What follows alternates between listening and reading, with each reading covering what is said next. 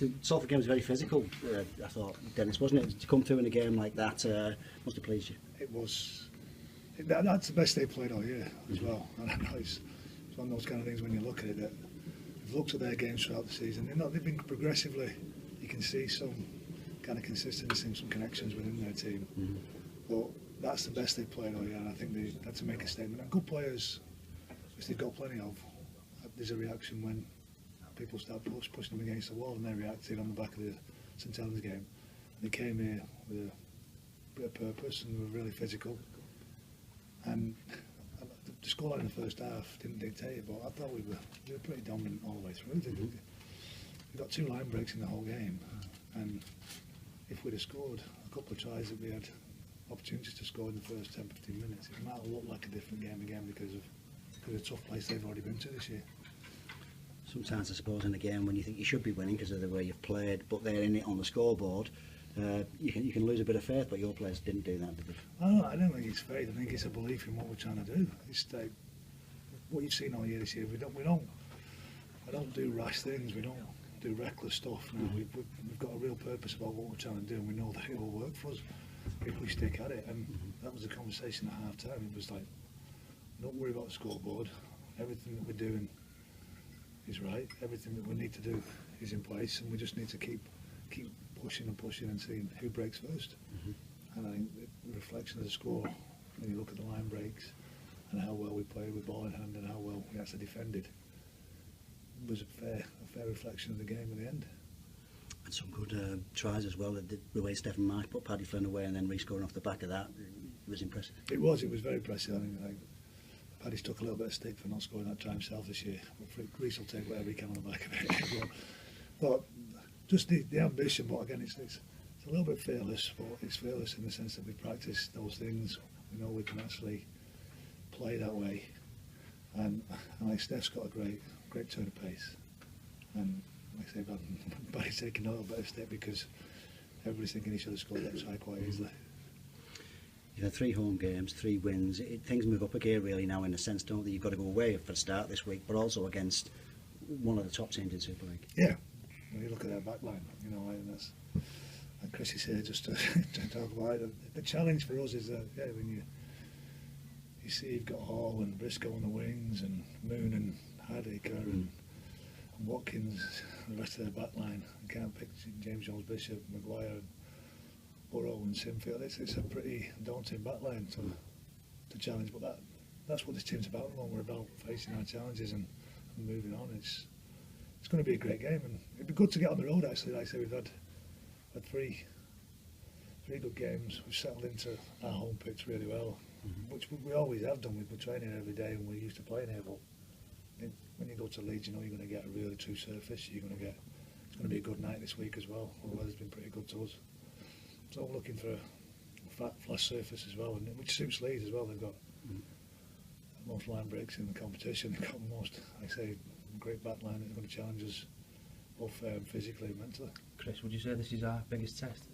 Yeah, definitely. I mean, like you just mentioned a few of their players then, but it's a challenge. It's a good challenge for us outside backs as well. I mean, you want to test yourself against the best players, and they have got some of the best players in the comp, but we're not daunted by that. We want that challenge, and we're looking forward to that challenge. Looking back at last year, it was a game which we probably could have won and should have won up at Headingley. Do you agree with that? Or? Yeah, I think we could have won that game, definitely. I mean, we played well in that game. There's some parts of that game we played really well in, and we were unlucky in some parts not to come away with a win. But I mean, we're concentrating on this week now, and that game's gone. So we'll keep working hard every day this week and study the opposition, and we know what we're going to have to do on Friday to get the result. Huddersfield asked them quite a lot of questions, and they showed a lot of enthusiasm in defence. We all know about Leeds' attack, but Huddersfield made quite a number of breaks in that game, and Leeds scramble well for each other, don't they? Yeah, I mean, they are going to work out. They do work hard for each other as well. All the flashy bits, but they will do the hard work as well. So they've got both parts of the game. But I mean, like I said, we'll concentrate on what we need to do, and hopefully, if we stick to our game plan and do what we've been doing, there's no reason why we can't come away with something. Do you talk amongst yourselves about it? There's a lot of paper talk about the Leeds three-quarter line, and it's the best three-quarter line in Super League and the best one we've seen for years. You're playing in the three quarters for Widnes. I mean, do the lads talk about that type of thing? No, we don't really talk about. We talk about what we need to do to do well against the opposition, but we don't really talk them up as much. I mean, we're confident in our own abilities as well, and no one's talking about us, so we'll go about our own business and hopefully show everyone what we can do. Huddersfield restricted him to, was it two tries, wasn't it? And that's not bad going, and there's a bit of a form line there. You've played Huddersfield, so there's something to go at there in terms of a form line, isn't there? Well, I think we've shown a few people what we can do, and no one expects us to do anything against Huddersfield, but we showed everyone what we can do and proved a lot of people wrong. But like I said, them games have gone now. It's Friday. What's the most important game? So we'll just concentrate on that. And what about your own form so far this year, Chris? I think probably like every player at Widnes at the moment, everyone's under a bit of pressure, I suppose, because there's a few lads we could name who might fancy you. They're going left centre. A lot of the lads, well, everyone's playing well at the minute. So but like you said, there's always someone there behind who's breathing down your neck to play. So you've got to train well every day and apply yourself proper and play well on game day. There's someone's going to take your shirt. Talking of which, Dennis, clean bill of health from the weekend. There's some bumps and bruises, but yeah, we came through it pretty good. I think it's amazing when your form's good and you play well, how well you can stay on. But we're not stupid. We know that, like I said, we've got 2 or 3 lads that are coming back from injury at the moment. Eamon O'Callaghan's not far off now. Ben Kavanagh's not far off.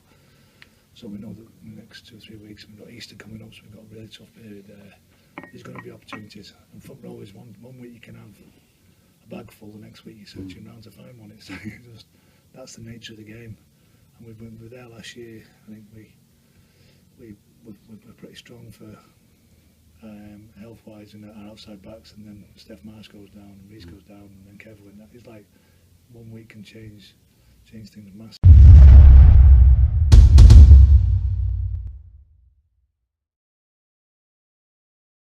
Chris has been consistent over the last couple of years. He's been outstanding for us in everything we've asked him to do. I think his confidence is really high, and you've seen his scoring tries. Defensively, he's very, very strong, and he's just he's generating a lot of like, enthusiasm throughout the team because of how well he's playing. But that's a knock-on effect of everybody who's in the team, and that's what's good about us at the moment. That everybody wants to work hard for everybody. But you see that in all the club sides, and that's what we've tried to generate. There's a real good culture at Leeds, like you say. Huddersfield made some line breaks, had opportunities to win the game quite a few times, had a couple of tries knocked off that we're not sure about. So, but they kept fighting, they kept working hard for each other, and that's what Brian's really installed in there, and he's been there for a long time. They've got a really good culture where they're willing to work for each other. I think that's what you can see at Widnes now, and it's when you look from the outside in, you see hard working, good place to be. Does it bother you that I've heard other coaches mention this? You've got a couple of fellas in the three-quarter line there who haven't got in the side yet. Everyone's playing well. I'm thinking of the overseas lads, Arvan and Phelps. And where can they get game time if they're not getting in the first team at the moment? No, that's a mess with the game at the moment. There's no second team. Dual reg doesn't really work in that sense where you can't put them anywhere out on loan or anything like that. And even the lads that are English, you can't put them out on a lot of dual red sides are building for a lot of sides in the championship are building for what they think is going to be a big year for them as well this year and next year.